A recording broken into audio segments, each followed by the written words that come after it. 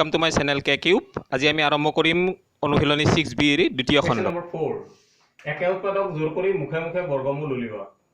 First আছে 2 square * 5 square. এটো যদি আমি বৰ্গমূলৰ কথা ভাবো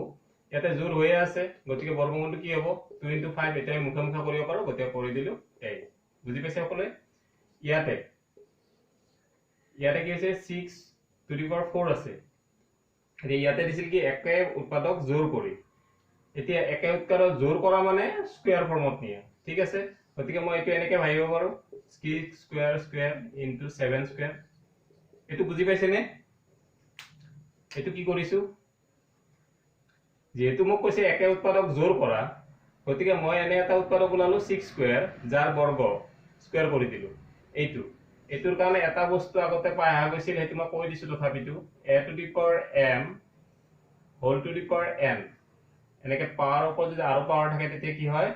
পাওয়ারটা ইনটু হয় এটা একটা ধর্ম আছিল তো সেই সূত্র দিয়ে আমি কি পালো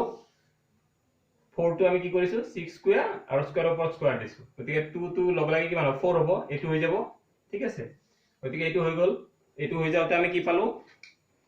ইয়াতো একে কথা আমি এটো পাই গলো গতিকে আমাৰ এটো এটা জোৰ গতিকে আমাৰ আনসারটো কিমান হ'ব 6 স্কয়ার * 7 আর a স্কয়ার তো না যায় এটো স্কয়ার হে গুছি যাব এটা স্কয়ার হে যাব এই থেকে এটো आंसर নেক্সট a2 এটো কি আছিল এটো তো জোর হয়ে আছে ফার্স্ট তো জোর হয়ে আছে হাফ স্কয়ার তার মানে কি হইছে এটা দুটা হাফ পূরণ হয়ে আছে মানে জোর হয়ে আছে এটো জোর করা কথা কইছে 25 তো কি 5 স্কয়ার তার মানে কিমান হল ইয়াৰ পৰা হাফ আহি * 5 এখিনি আমি মুখে মুখে কব পাৰো গতিকে এটো লিখিলো আৰ এটো কোনোবা যদি কৰিব খুজে কৰি দিব পাৰে কিন্তু হেতু মুখে মুখে যদি জানে তেতিয়া এটো ঠিক তেনেকে এটোত মই কি লিখিম 13 স্কয়ার স্কয়ার * 7 / 3 এটো অকমান মন দি চালে হল কি কৰিছো একচুয়ালি সকলোতে সেই ধৰ্মটো লাগিছে যে আমাৰ যদি এটা বৰ্গৰ ওপৰত আৰু বৰ্গ নহয় যিকোনো এটা পাৱাৰৰ ওপৰত যদি আৰু এটা পাৱাৰ থাকে তেতিয়ালে পাৱাৰটা ইনটু হয় ইয়াতে আছিল 7⁶ এই 6 টো কৰিলো কি মই ভিতৰত 3 টো ৰাখিলো বাহিৰত 2 টো দিলো 3 টো যাই 6 হ'ব গতিকে এটো মিলিছে এতিয়া জোৰো হৈছে তান এটো জিয়ে না থাকক এইখিনি জিয়ে না থাকক a স্কয়ার দিলু মানে কি এনেকুৱা এজোৰ আছে ইয়াতে সোমাই ইয়াতো ঠিক তেনেকে 13 স্কয়াৰ ইয়াতে জিয়ে না থাকক ওপৰত কি আছে স্কয়াৰ থাকা মানে কি হল এইটো এজোৰ আছে গতিকে আমাৰ আনসারটো কিমান হল 13 স্কয়ার * 7 কিউব বুজি পাইছে নে সকলে এই বস্তুখিনি অকনমান মনোযোগ দি চালে হল কেনেকে কৰিছো একচুয়ালি 7⁶ 6 টোক আমি 3 ওপৰত 2 টো ৰাখিছো কাৰণ আমি জানো ওপৰত যদি স্কয়াৰ টো ৰাখো স্কয়াৰে বৰ্গমূল চিনটোৱে গুছি যাব আৰু আমাৰ ভিতৰত থাকাখিনি থাকিব গতিকে এই 7 কিউব থাকিলে মাজৰখিনি থাকিল স্কয়াৰ টো গুছি গল এই বৰ্গমূল চিনটো আৰু এই স্কয়াৰ দুটা গুছি গল থাকি গল কোনটো এইটো হৈছে ঠিক তেনেকে এতিয়া আমি লাস্টটো চাইছো এটো সৰি লাস্ট নহয় আৰু আছে বাৰু 5 টো কি হ'ব ইয়াতো হে একে কথা 2⁴ এটা আমি এনেকে ভাবিব পাৰো 2 স্কয়াৰ এজোৰ আছে ইয়াতে পালো 7 স্কয়াৰ তো আৰু মই লিখি ললো ইয়াতে এতিয়া চোৱা যাও ইয়াতে আছে 3 এটো 33 তো আমি 3 * 11 হৈছে হোৱাৰ লগে লগে কি হ'ব 3 টো ইয়াৰ লগত এটা 3 আহিলে 3 স্কয়াৰ হৈ গল আৰু 11 টো ইয়াৰ লগত আহিলে কি হল 11 স্কয়াৰ হল বুজি পাইছে নে সকলোৱে কেনেকে কৰিছো 2 4 টো আগৰ ধৰ্মটো মতে লিখিলো 2⁴ আছিল 2 স্কয়ার স্কয়ার 7 স্কয়ার টো লিখিলো 33 টো মই ভাঙি দিলে কি পাম 3 * 11 এই 3 টো ইয়াৰ লগত লগ লাগিলে তো 3 স্কয়াৰ হল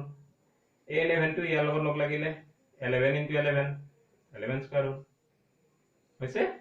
এইটো ঠিক আমাৰ আনসাৰটো কি হ'ব ইয়াৰ স্কয়ার বিলাক নহা হলে হল 2 স্কয়ার * 7 * 3 * 11 হৈছে বুজা গৈছে না এইটো অলপমান ক্রিটিক্যাল আছে অকনমান মনোযোগ দি চালে হল এইটো এবাৰ চালে পিছত আৰু অসুবিধা একো নাই আৰু সেই যেটো পাৱাৰ যেটো ধৰ্ম আছিল a⁴n হেতু মাত্ৰ মনত ৰাখিব লাগিব মনত ৰাখিলে এইটা কৰাত একো অসুবিধা নাই হৈছে এইখিনি আচ্ছা এতিয়া আমি আহো question number 6 Question number 6.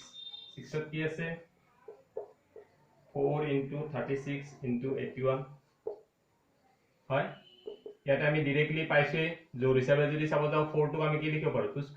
Square মানে কি ইয়াত দুটা আছে এটো মনত ৰাখিলে হ'ল যদি জোর বনাব দিছে মানে এটো নহয় যে মই বেলেগে বেলেগে লিখিম বৰ্গৰ ওপৰত লিখিলেও জোৰে বুজায় 2 স্কয়াৰ মানে কি 2 into 2 তাৰ মানে কি মই এজোৰ উত্তৰকে লিখিছো ইয়াতে ঠিক তেনেকে 36 6 6 গুণ 37 6 স্কয়ার 81 9 স্কয়ার 2 into 6 into 9 হৈ গল 7 to আছে 12 21 20 35 এটো সেম ফটাফট কৰি গলে হল 12 মানে কিমান 3 into 2 স্কয়ার এটো 21 3 into 7 মই লিখি গৈছো 20 মানে 4 into 5 4 মানে কি হল এটো মানে কি হল 4 into 5 4 মানে কি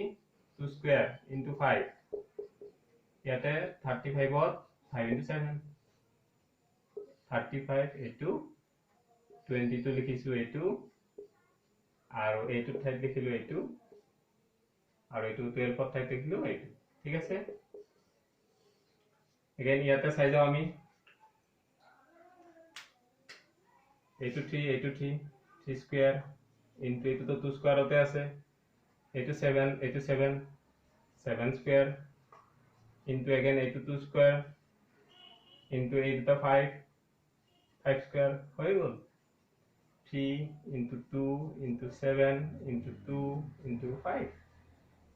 এসে এটো আছে 5 square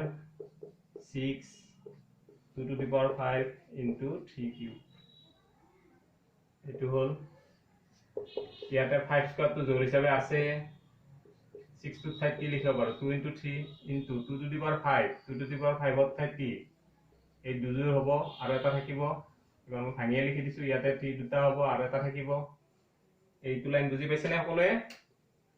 3 কিউব এইটো মই এনেকৈ লিখিছো 2 to the power 5 এইটো ঠাইত মই কি লিখিছো এইটো লিখিছো হৈ গল আৰু 6 ৰ ঠাইত মই এখিনি লিখিছো এতিয়া আমি উত্তৰবোৰ জোৰ বনাই যাম 5 স্কয়ার এটো জোর হয়ে আছে আগতে জোর কেটা লিখি লও এটো এটা জোর এটো এটা জোর এটো এটা জোর এটা আমাক হেৰি কি চাও এটো এটা 2 আছে এটো এটা 2 আছে মানে তাতে জোর হল আর ঠিক তেনেকে 3 হৈ গল এতিয়া এই স্কয়ার বিলাক গুছাই দিলেই হল কাম হে 3 2 হৈ গল 9 to কি আছে 25/4 এটো আছে এটো তো একদম সিম্পল এটা 25 ত কি লিখিব পাৰো আমি 5 স্কয়াৰ এটা কি লিখিব পাৰো 4 স্কয়াৰ আৰু এই ৰুট সাইন তো কি হ'ব আমাৰ দুইফালে ডিস্ট্রিবিউট হয় বর্গমূল চিহ্নটো যদি এটা ভগ্নাংশত থাকে এই বর্গমূল চিহ্নটো দুইফালে যায় ও সরি 4 ত কি লিখিব লাগিব 2 স্কয়ার হৈছে এটা কি হল ইয়াতে 5 হল এটা 2 নেক্সট 10 into আছে 4 4 সমস্ত 25 ভাগৰ 21 এটো আছে এটো এটা কি কৰিব লাগিল আমি ভগ্নাংশটো এটো আছে মিশ্ৰ ভগ্নাংশটো এনেকৈ পোৱা নাই এই ৰুট সাইনটো ক'ত দিম আমি মিশ্ৰ ভগ্নাংশটো প্ৰথম ভাঙি লব লাগিব ভাঙি ললে কি হ'ব কি কৰিব লাগে এটা পূৰণ 4 পূৰণ 25 100 যোগ 121 সৰি 21 তাৰমানে 121 এটো হল 25 হৈছে 25 মানে এটো 5 স্কয়াৰ এটা अगेन বৰ্গমূল চিহ্নটো সেপাৰেট কৰি দিলু 121 মানে কিমান 11 স্কয়ার ইকুয়াল টু কিমান হল 11/5 হৈ গল and 11 এটো লাস্ট ইয়াতে আছে 72 স্কয়ার মানে 72 স্কয়ার এটো তো হয়ে আছে আলটিমেটলি স্কয়ারটো গুছাই দিলে হল